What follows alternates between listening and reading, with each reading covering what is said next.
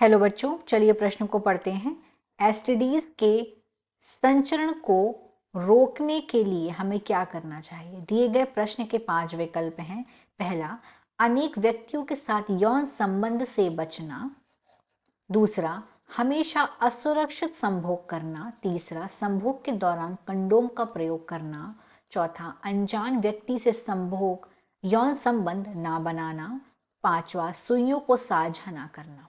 दिए गए प्रश्न के 4 विकल्प हैं। ए 1 2 3 4 5, बी 1 3 4 5, सी 1 2 3, डी 1 2 4।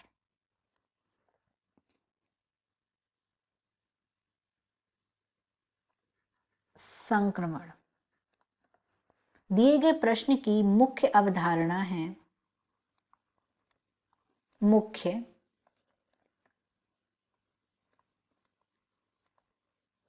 अवधारणा है एसटीडी। एसटीडीज, यहां पे एसटीडीज के बारे में बात हो रही है। एसटीडीज का अगर हम फुल फॉर्म देखेंगे तो होगा सेक्सुअली ट्रांसमिटेड डिजीज। ये सेक्सुअली ट्रांसमिटेड डिजीज फैलती हैं यौन संबंध से। यौन, ये मुख्य रूप से यौन संबंध द्वारा ही फैलती हैं। और अगर हम देखें उदाहरण तो एड्स हो गया। एड्स ये एक वायरस HIV वायरस द्वारा होता है। अब ये बीमारियां फैलती किस तरीके से हैं? एसटीडी, तो ये फैलती हैं यौन संबंध के द्वारा। तो यदि अगर यौन, तो एक तो क्या बात करना है कि यौन संबंध से बचना है और असुरक्षित संभोग से भी बचना है। असुरक्षित संभोग से बचना है।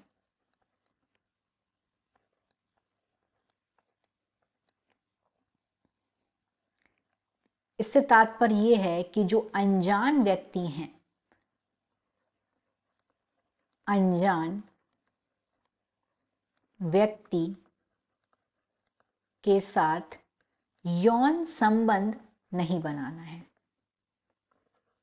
यौन, क्योंकि उस अनजान व्यक्ति के बारे में ये जानकारी नहीं होगी कि इसे कोई एसटीडी है या नहीं है।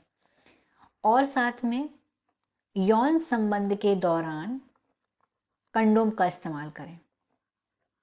इससे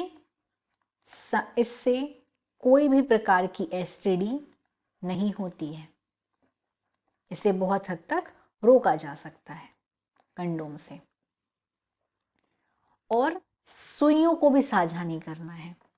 आजकल अस्पताल में और हर जगह इस बात की सावधानी पूर्ण रूप से रखी जाती है कि जो सुइयां हैं हमें वो एक दूसरे के साथ साझा नहीं करनी है।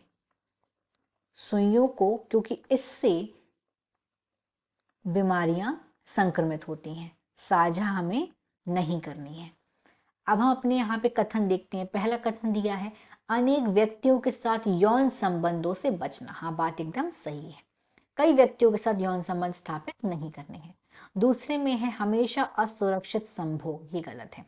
असुरक्षित संभोग से जो यौन, इस तरीके से जो एसटीडीज हैं वो ज्यादा उनके होने की संभावना होती है। तीसरे में संभोग के द्वारा कंडोम का प्रयोग। हाँ, कंडोम का प्रयोग करना है संभोग के दौरान, क्योंकि इस तरीके से संक्रमित रोग नहीं लगेंगे या अब ना केवल इसके जो चांसेस है बहुत कम हो जाते हैं। चौथे पे आते हैं अनजान व्यक्ति से यौन संबंध ना बनाना। यौन संबंध नहीं बनाने हैं अनजाने व्यक्ति से, क्योंकि अनजाने व्यक्ति के बारे में नहीं पता है उसे क्या बीमारी है क्या नहीं। तो ये वाली जो बात है वो एकदम क्या है, इस चीज के लिए सही है। अगला यहाँ पे दिया है सुइयों को साझा ना करना। तो सुइयां हमें नहीं साझा करनी, क्योंकि इससे रक्त एक दूसरे, जो अगर मान लीजिए कोई अगर व्यक्ति पहले से उसे कोई एसटीडी है और उसका रक्त, अगर उसके रक्त में वो सुई पहले से लगी हुई है और उस सुई को किसी दूसरे व्यक्ति में इस्तेमाल करे जिसको जो रोगी नहीं है, तो उससे इस तरीके से वो जो इन्फेक्टेड रक्त है, जो संक्रमित रक्त है, वो दूसरे व्यक्ति में जाके लग जाएगा तो उसे भी बीमारी हो जाएगी। तो इस तरीके से हम देख सकते हैं कि अकेले दूसरा है वो नहीं है, बाकी सारे के सारे यहाँ पे सही हैं। तो हमारा सही विकल्प यहाँ पे होगा बी, पहला, तीसरा, चौथा और पांचवा। दिए गए प्रश्न का सही विकल्प है बी, पहला, तीसरा, चौथा और पांचवा। आशा करते हैं आपको ये प्रश्न समझ आया होगा। धन्यवाद।